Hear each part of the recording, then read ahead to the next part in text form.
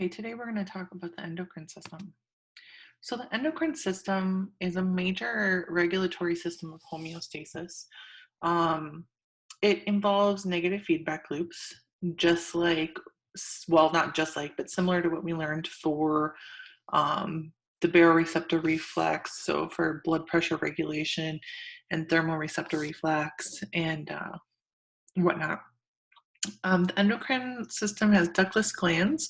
These produce hormones and they dump the hormones into the bloodstream.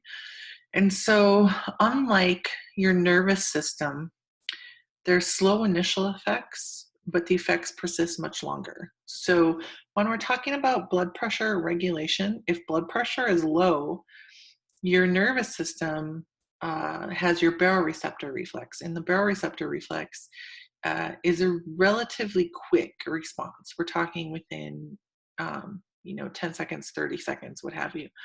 If we're talking about endocrine regulation, so if the baroreceptor reflex doesn't correct blood pressure, then your endocrine system is going to sense that, your kidney is going to sense that, and you're going to release um, aldosterone. And aldosterone is a multi-step pathway. Well, we'll talk about that for this lecture, but it takes way longer to get aldosterone going, and but the outcome will last way longer.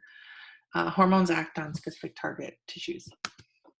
Okay, so there are two different mechanisms of hormone action.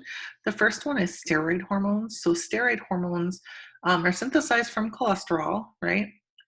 So if they're steroid hormones, do they go into the cell or can they not go into the cell? They can cross through the membrane because it's a lipid bilayer, right? So the hormone enters a cell, finds the receptors. That's going to bind to the DNA, and you're going to upregulate proteins from that hormone complex.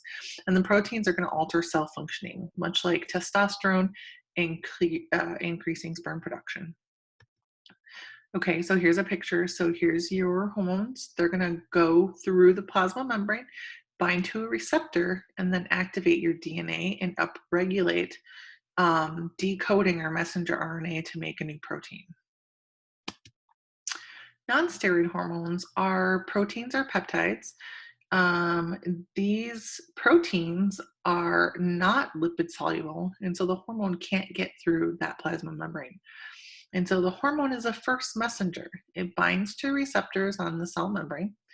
It is going to trigger formation of a secondary messenger system, like cyclic AMP, and it's going to alter cellular activity, like pituitary hormones. Okay, this is not a pituitary hormone, but let's see if you can figure this one out. So this is a protein hormone. It's going to bind to a receptor on the surface, and it's going to activate the secondary messenger system, forming cyclic AMP. And then you're going to break down glycogen. And so if this is glycogen breakdown, and this is a secondary messenger system in the liver for glycogen breakdown. What hormone is this? Good, it's glucagon. Awesome. So glucagon is going to be released when there is low blood sugar.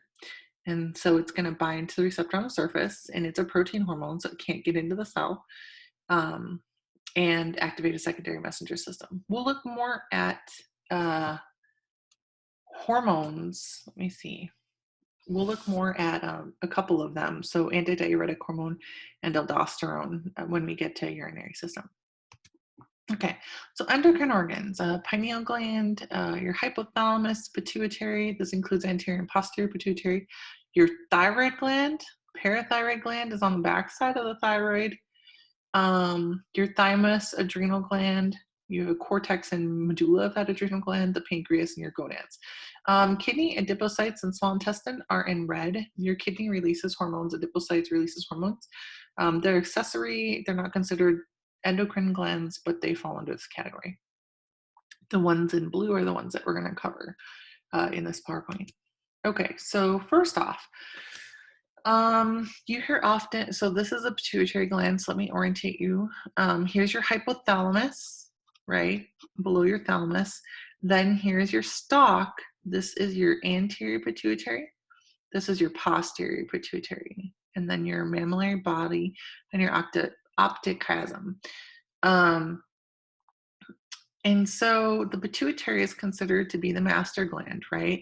But we need to look at this a little bit further. So the hypothalamus works in concert with the pituitaries to regulate uh, most of your hormone levels in your body. Okay, so first things first, hypothalamus communicates with anterior pituitary via um, the capillary bed of the superior hypophyseal artery. And that ends up going out into the circulation, right? So take a look. If you follow that superior hypophyseal artery, it starts or it goes into the hypothalamus, and then that capillary bed connects to the anterior pituitary, and then it goes out. So how does the hypothalamus communicate with the anterior pituitary? It's via a capillary bed. So the hypothalamus is going to release one hormone into this capillary bed.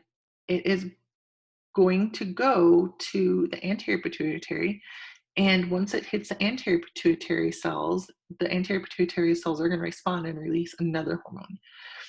And so it's like a multi-step pathway. The anterior pituitary, if you look at the histological slides for lab, the anterior pituitary stains darker. It's actually a dark pink because the anterior pituitary has so many hormones associated with it. How does the hypothalamus communicate with the posterior pituitary? Take a look. Here are your paraventricular nuclei, so the green cell bodies, and the supraoptic nuclei, the green bodies. These cells originate in the hypothalamus, and then the nerve axons extend all the way to the posterior pituitary, and they connect to this capillary bed. So this is part of the inferior hypophyseal artery. And so when these guys get excited, let's say when osmolarity of blood increases, so around 350, 400 milliosmolar, these guys, the supraoptic nuclei or the sun region is going to get excited, and they're going to send nerve impulses down the axon to release antidiuretic hormone into this hypophyseal vein, okay, or this little capillary bed, okay. And so these, when you look at a histological slide of the posterior pituitary, it is lighter pink, and the reason why it's lighter pink is because there's only two hormones that this posterior pituitary secretes.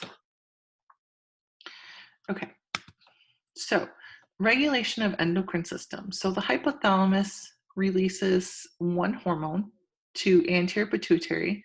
This is either a releasing hormone or an inhibiting hormone, right?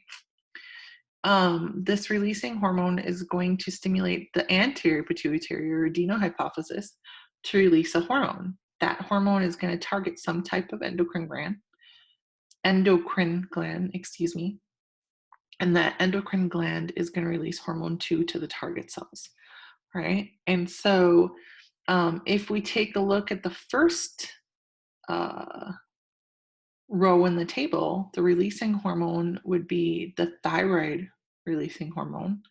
So that's released from the hypothalamus to the anterior pituitary. And then anterior pituitary releases hormone 1. What's our hormone 1? It's the thyroid stimulating hormone. Good. And that's going to target the thyroid gland.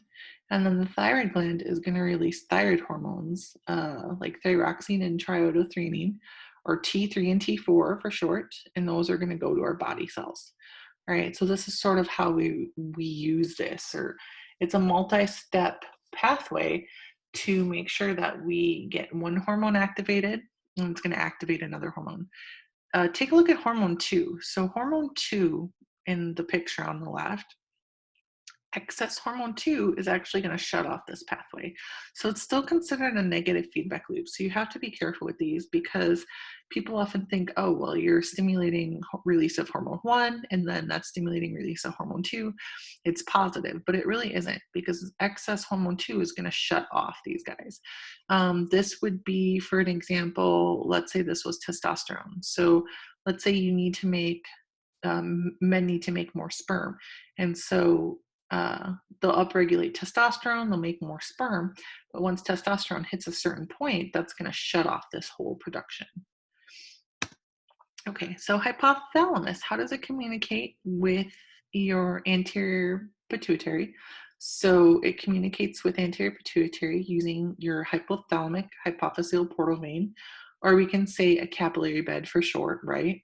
It's going to dump protein hormones into a portal vein that's going to go to anterior pituitary. And then anterior pituitary is going to get the hormone.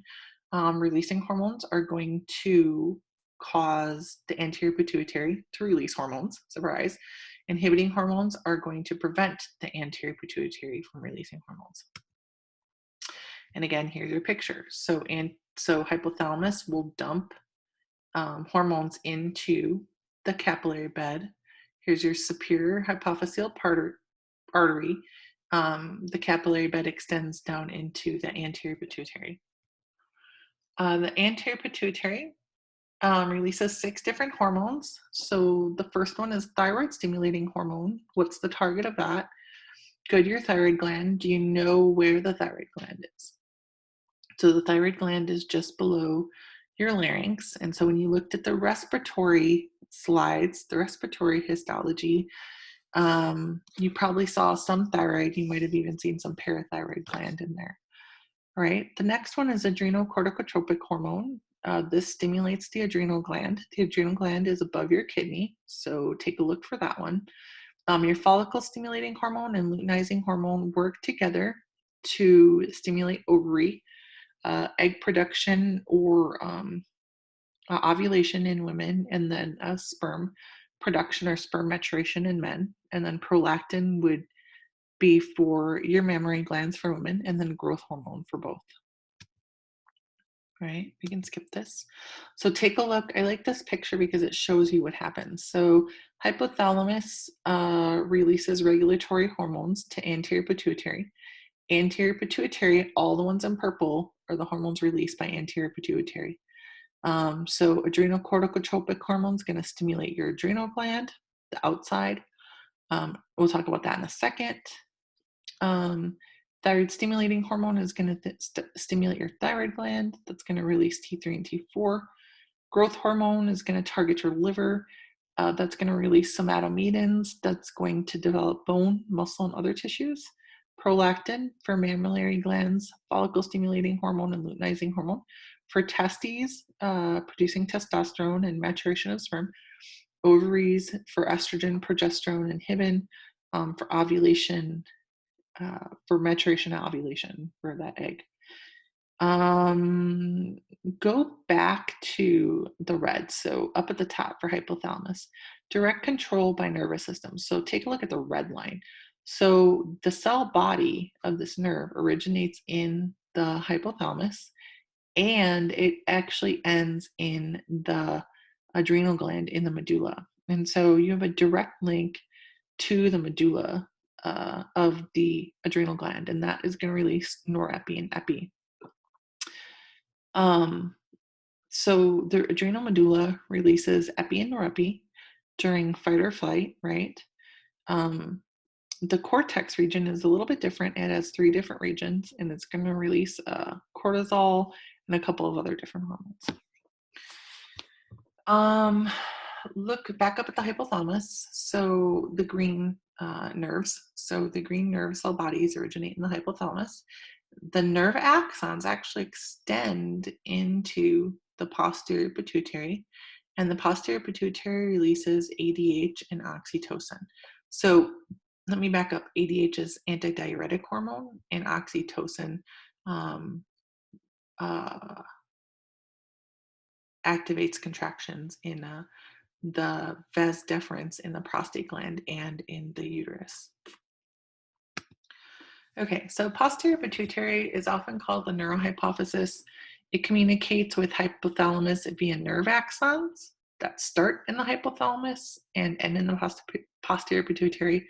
The posterior pituitary releases two different hormones, anti-diuretic hormone and oxytocin. So an anti-diuretic hormone, a diuretic is going to make you urinate more.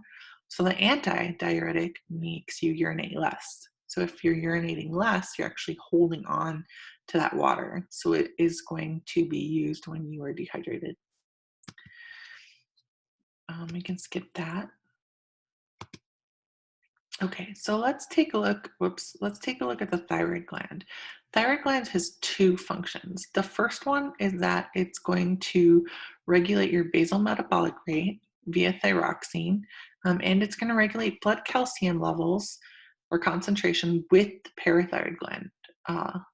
So let's take a look at the basal metabolic rate. So basal metabolic rate, you have follicular cells in your thyroid. These follicular cells release thyroid hormones, T3, which is triiodothyronine, and T4, which is thyroxine. These hormones are going to target your body cells, and they're going to increase metabolic rate, and they're going to increase body temperature. So let's take a look at that. Okay, so here's the larynx, and let me change color of the pointer.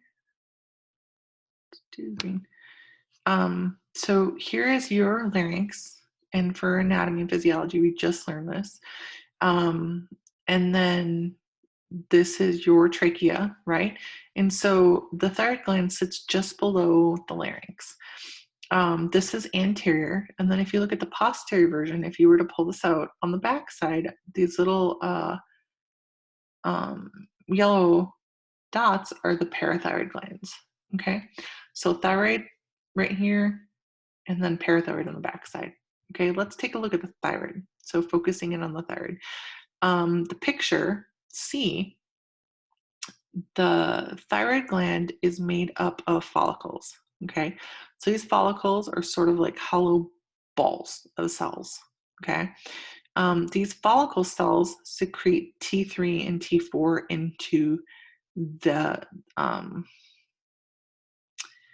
into this area. And we call this colloid, okay? So the follicles actually are responsible for making the T3 and T4, okay? So they deal with basal metabolic rate. If you look at D, here are the follicular cells, right? The follicular cells are simple cuboidal epithelium, well, endothelium, right? And these are gonna make the T3 and T4. This is a colloid that's inside these follicles.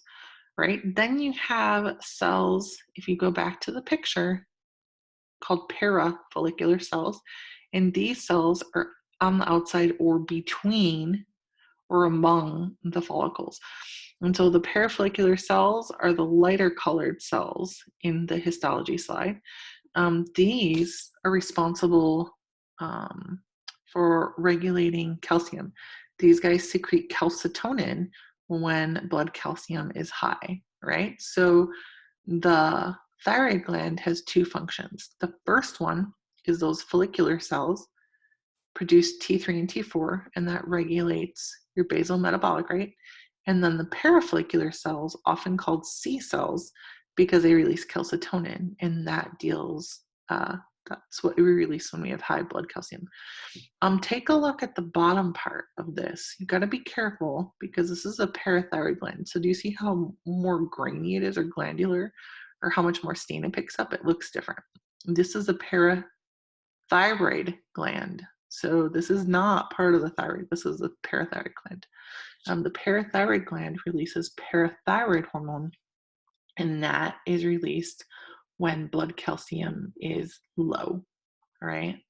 So I want you to go through this PowerPoint and do your homeostatic feedback loops with the lab. So grab your lab, your endocrine lab, and fill out your homeostatic feedback loops as we're going through this. Okay, so homeostasis, normal T3 and T4, normal body temperature, right? Let's say we have a drop in T3 and T4 in your blood, or your body temperature is low and you've tried to increase it using your thermoreceptor reflex and it didn't work. So your hypothalamus is going to sense that. It's going to release thyroid releasing hormone to your anterior pituitary or adenohypophysis. Anterior pituitary is going to respond by releasing thyroid stimulating hormone. And the thyroid stimulating hormone is going to target the follicular cells, right? So the follicular cells, the thyroid follicles, are going to release T3 and T4. T3 and T4 is going to go to your body cells and increase your basal metabolic rate. If these go too high, though, it's going to shut off this whole pathway, right? Let's talk about thyroid disorders. So hypothyroidism, hypo means less, right? Was when you have low thyroid hormone levels. This can lead to weight gain, fatigue, and depression. Hyperthyroidism is when your thyroid gland is overactive. This can lead to Graves' disease, hyperactivity, and insomnia. People tend to have a goiter, which is an enlarged thyroid gland, and your eyeballs tend to bulge. You can tell that somebody has hyperthyroidism because you can see the whites underneath their eyes. Normally, you can't see the whites underneath somebody's eyes. It can be associated with severe stress and excessive thyroid hormone production. The other regulatory mechanism of the thyroid is to regulate blood calcium in concert with your parathyroid gland. Excuse me. So your thyroid gland is going to release calcitonin when you have high blood calcium. So your thyroid gland senses this and releases calcitonin. And calcitonin, I'll show you that in a second. Your parathyroid gland is going to release parathyroid hormone when calcium levels are low. This is considered a humoral mediated response, meaning that the thyroid gland and parathyroid gland sense calcium levels in the blood and respond accordingly. It doesn't have to go to the brain. It's actually in the cells itself. Here's your feedback loop, okay? So in the middle is calcium homeostasis, 9 to 11 milligrams per 100 mils. When calcium levels go up, right, when they go higher than that, the thyroid gland is going to sense that. Do you remember what cells? Good, they're the follicular cells. So those follicular cells are going to release calcitonin, or I'm sorry, the parafollicular cells, are going to release calcitonin. Calcitonin is going to cause you to lay down more calcium in the bone. So you're going to stimulate osteoblast activity, right? So you're going to lay down the calcium, the excess calcium in the bone. You're also going to excrete it out in the urine, and that should have calcium levels drop. If calcium levels are too low, right? So if they're too low, then your parathyroid gland is going to release parathyroid hormone. Parathyroid hormone is going to go to the bone matrix and stimulate osteoclasts to break down bone. It's also going to, I'm going to show you another picture. It's also going to cause you to reabsorb calcium from the urine filtrate back into the bloodstream. And your kidney is going to activate vitamin D to go to the intestine and pull in calcium, right? And all of this has an additive effect so that calcium should be higher in the bloodstream. The adrenal gland. So the next organ is the adrenal gland. The adrenal gland sits right above your kidneys. You have two of them. So you have this fibrous capsule. Then you have the adrenal cortex, right? Cortex is the outer region, and then the inner region is the medulla. The cortex, so if you look over at the picture, the cortex has 3 layers, and then the medulla is the middle. Take a look at the picture. So I like the picture because it shows the different gradations. Look at the histological slide. So it's a little bit more difficult, right? The first layer, these are zones, right? So the first layer is called the zona glomerulosa. The zona glomerulosa, well, let me explain these. Let me show these first, and then we'll go over what they do. Then the next layer is the zona fasciculata. This is the larger layer, and then the more deep layer is the zona reticularis, and then we have the adrenal medulla. So the adrenal cortex, what do they do? So the zona glomerulosa releases aldosterone when blood volume is low, all right? So find your adrenal gland portion of your lab, and I think I have you draw a picture of it and then um, label what these do. All right. And I think you have a feedback loop actually for blood volume. So when blood volume is low, your zona glomerulosa of your adrenal cortex is going to release aldosterone. Aldosterone binds to your distal convoluted tubule of your nephron and causes you to pull in sodium back into the bloodstream, and water follows it. And it actually kicks out potassium. And we'll get into this feedback loop in the next slide. The zona fasciculata releases cortisol. So zona fasciculata is that middle layer. It releases cortisol under long-term stress. So when you have high adrenal corticotropic hormone under long-term stress, and this is going to increase blood glucose, right? So your tissues, it mobilizes glucose into the blood. It is going to increase your storage of glycogen and decrease inflammation and immune response. Take a look at the zona fasciculata releasing cortisol when you're under long-term stress versus the adrenal medulla releasing epi and norepi when you're under short-term stress. So let's say you're going throughout your day, you're in traffic, you're late for work, you have an exam, you're under some stress. Your adrenal medulla is going to kick up and release epi and norepi, right? Let's say, like currently, you're working at the hospital, you have a lot of COVID patients, you haven't gotten much sleep.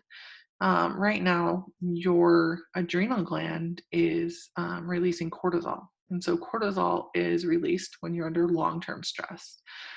And the purpose of the cortisol release is really to make sure that you have enough glucose in your bloodstream so that you can go through fight or flight mechanism long-term.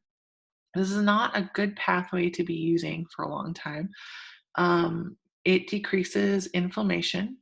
And it decreases your immune response. So a lot of times when you're under long-term stress, you are more likely to get sick easier because it's decreasing immune response. So cortisol is going to decrease your immune response.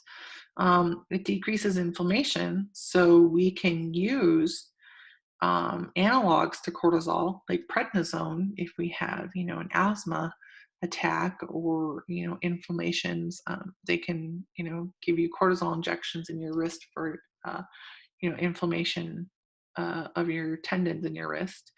But this is not a pathway that we want to be on long term because it makes sure that you have glucose in the blood, and then you keep triggering insulin release, and this is going to lead to insulin resistance. So you can do crazy short term, but you can't do it long term.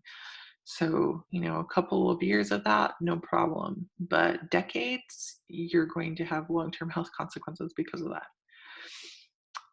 Your zona reticularis releases your sex hormones. So those are where your androgens are. Okay, so here's your feedback loop. So I touched on this when we were in the cardiovascular system, but I really want you to iron this out now, okay? So this is the last exam for physiology, and this is a long-term way to regulate blood pressure. Okay, so typically, if you look at the picture, blood pressure drops, right? So blood pressure drops, let's say you stand up, blood pressure drops. How does your body regulate that? It's going to be your baroreceptor reflex, okay? So baroreceptor reflex, the sensors are your baroreceptors in your, carotid sinus and your aortic arch. They're going to stimulate, they're going to get excited, chatter to your medulla oblongata, and that's going to regulate your heart and your blood vessels, okay? But this is a little bit different. So let's say blood pressure drops. Let's say you've been outside, you're out, hiking around Joshua Tree and it's really hot, and you've lost some blood volume due to sweating. And you've lost enough blood volume that your blood pressure drops. Your kidney is actually going to sense this. So your kidney is going to release renin. That's the first step. Renin is a hormone that acts as an enzyme. So it's going to convert angiotensinogen, which is an inactive form of angiotensin. It's going to convert angiotensinogen to angiotensin 1, or we call this Ang1. And then Ang1 is going to go to the lungs, and where it hits angiotensin converting enzyme to make angiotensin 2. And angiotensin 2 is going to trigger all of these responses. So it causes thirst, it causes vasoconstriction of your systemic blood vessels, and it's going to go to your zona glomerulosa of your adrenal gland. That's going to release aldosterone. Aldosterone is going to go to the distal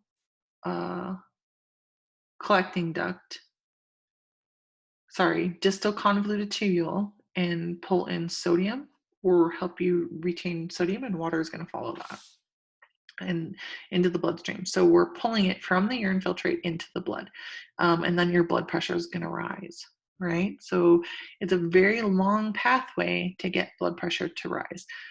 This is part of, this is called RAS for short. So renin, angiotensin 2, aldosterone system. I've read some recent literature that talks about the COVID virus and something to do with angiotensin 2. And so they're sorting out the pathway of how this affects the lungs. The angiotensin converting enzyme, or ACE, is in the lungs. And I can't remember. I have to go back and look at it again. But aldosterone, when do we release aldosterone? We release it when blood volume is low. So when blood volume is low and your baroreceptor reflex hasn't blood pressure back up, your angiotensin 2 is going to cause vasoconstriction, thirst, and release of aldosterone. Aldosterone is going to cause you to reabsorb sodium, and water is going to follow that.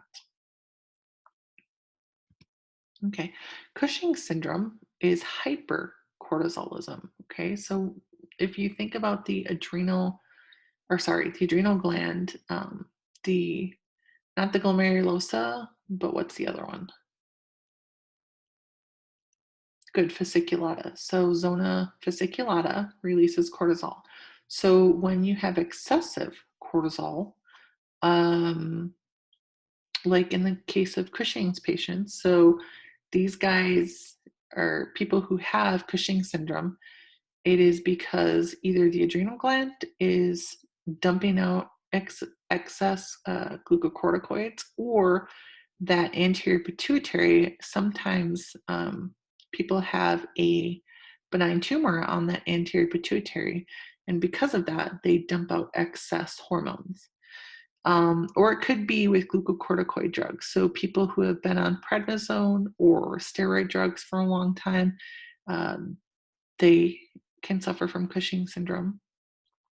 It's easy to tell that somebody has Cushing's syndrome because of the way that they store fat. So here's a lady before, here's a lady after with Cushing's syndrome.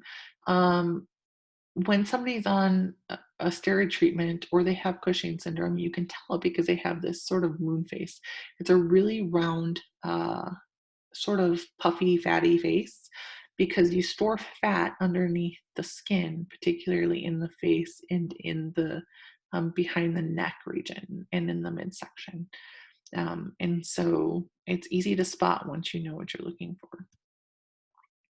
The adrenal gland, the adrenal medulla, again, the central nervous system synapses directly with the adrenal medulla. It's going to release norepi and epi during your fight or flight mechanism. Stimulates use of glucose and glycogen and release of lipids from adipocytes, increased heart rate and blood pressure, and it's going to vasoconstrict those blood vessels, right? So stress and low blood glucose can increase epi and norepi. So if you're under stress, and if you haven't eaten, then you're going through your fight or flight mechanism.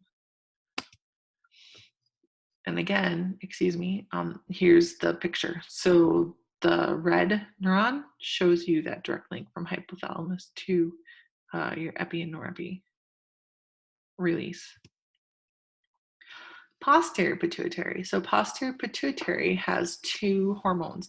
The main one that I want you to know is that the posterior pituitary is going to release antidiuretic hormone when blood osmolarity is high. So let's think back to when we were talking about blood osmolarity. So particle concentration of the blood is 0.9%, right? 0.9% is how many milliosmoles? Good, around 300, 310 milliosmoles. Okay, so normal plasma concentration is around 290 to 310 milliosmoles. So if particle concentration is high, that would be, let's say, 350, 400 milliosmoles. Is that hydrated or dehydrated if you have more particles? Good, it's when you're dehydrated, okay? So let's say you ate a whole bag of potato chips. That would increase sodium in the plasma, and that would be more particles. So let's say you have diabetes mellitus, where you have excess glucose in the blood. That would be more particles. Or let's say you're running around Joshua Tree and you've lost water, you've sweat, right? And you've lost water to the environment. That's going to trigger, high particle or dehydration first before you drop your blood volume. So this mechanism is triggered first for dehydration.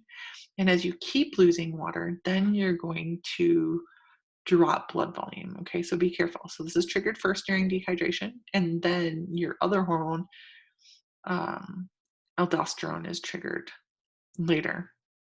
Okay, so let's take a look at this. So antidiuretic hormone target is the kidney. More specifically, it's a collecting duct. You're going to reabsorb water back into the body to decrease blood osmolarity. So if you're recalling or reabsorbing water, you're not peeing it out, right? So urine output is less. Okay, so here is the picture, and then we'll go over the feedback loop. So particle concentration is high in the blood. So here's your sun region of your hypothalamus. In the picture, it shows 400 milliosmolar. These cells are going to start chattering around 320, 350 milliosmoles. So these guys get excited. They send action potentials down the nerve axon to the posterior pituitary, you guys. And that's going to release antidiuretic hormone. So posterior pituitary releases antidiuretic hormone into the bloodstream. The target is the collecting duct of the kidney. So your collecting duct of your kidney is going to pull water back into the bloodstream. So it's increased water reabsorption, right? Because you're trying to dilute the blood in essence. You're trying to add more water to dilute the blood. And if you're adding more water to dilute the blood, the urine is going to be more concentrated. Diabetes insipidus is a decrease in ADH due to damage of the hypothalamus or posterior pituitary. This could be a tumor, like I told you earlier. It could be brain trauma or damage to your kidney, right? So if you can't make enough ADH, or if ADH can't affect the collecting duct, then less water is reabsorbed, and you're going to urinate. How do they tell if you have diabetes insipidus? They're going to inject you with synthetic antidiuretic hormone, and if you decrease urine output over the 24 hours, then that is a sure sign that you have diabetes insipidus. The pancreas. So the next organ is the pancreas. Pancreas is below, right, posterior to your stomach. Pancreas has digestive function and endocrine functions. The pancreas actually digestively is going to release enzymes into the small intestine, into your duodenum. It is also going to release bicarbonate to increase the pH of the small intestine from the stomach pH of 2. So it increases it to 8. But what we're focused on today is the picture, the histological picture. So we're focused on those islets of Langerhans. Okay, so the endocrine portion are actually the islets of Langerhans. You have 4 different cells located in the islets. I want you guys to know 2 of them. So the alpha cells release glucagon and the beta cells release insulin. And together those regulate blood sugar. All right, so I want you to draw this out. So when blood sugar is low, glucagon is released into the bloodstream, and glucagon's target is the liver. Liver is going to break down glycogen into glucose and release it into the bloodstream. This should sound familiar because we covered it like the first week of lecture when we went over hormone regulation or homeostatic mechanisms. The more common one is high blood glucose. So after a meal, when blood sugar spikes, insulin's going to be released into the bloodstream. And that is going to cause glucose to go into your body cells, into your liver, and stored as glycogen, into your skeletal muscle, stored as glycogen, and into your fat, stored as adipose. Or as fat. An increase in blood glucose after a meal, so like 120 milligrams per deciliter, those beta cells are going to sense it. They're going to release insulin. Insulin is going to target the liver and skeletal muscle. They're going to pull in the glucose, convert them to glycogen, and blood sugar should drop. Here are the islets of Langerhans. The histology series, this website has a lot of good histology pictures, and you can have them labeled and unlabeled as well if you want to look at those for the histological portion of the endocrine lab. Diabetes mellitus is a disturbance because it prevents blood sugar from going down. So when somebody has diabetes mellitus, blood sugar can't go back to the set point. Now, type 1 is where insulin can't be released from the pancreas. And so diabetes mellitus type 1 is usually considered juvenile onset diabetes mellitus because something happens with the pancreas, whether it's a genetic mutation or an infection where the insulin, the beta cells can't release the insulin. And type 2 is where the insulin doesn't bind to the receptors on the cell, the GLUT receptors on the cells in the body, and so those cells become resistant. And so type 2 is more so adult onset. The pineal and thymus gland, I don't ask these on the exam, but just so you have an idea, this pineal gland releases melatonin. The melatonin sets your diurnal clock, right? So your circadian rhythm and promotes sleep. The funny thing is cortisol, when you're under long-term stress, cortisol inhibits melatonin release. And so that's why when you're really stressed out over long periods of time, you have a really hard time sleeping. Your thymus, which is above your heart, right, atrophies at puberty. These guys release thymosins. The target is the T cells of your immune system, and it helps with T cell maturation. You'll talk more about this when you get into immunology portion of microbiology. Okay, here's your picture. So melatonin is low at night because light decreases melatonin, and nighttime it kicks up. Keep in mind too, when you have stressors, that also inhibits melatonin release. And when you have less stress, then melatonin spikes. Okay, we are done. I'll see you next time.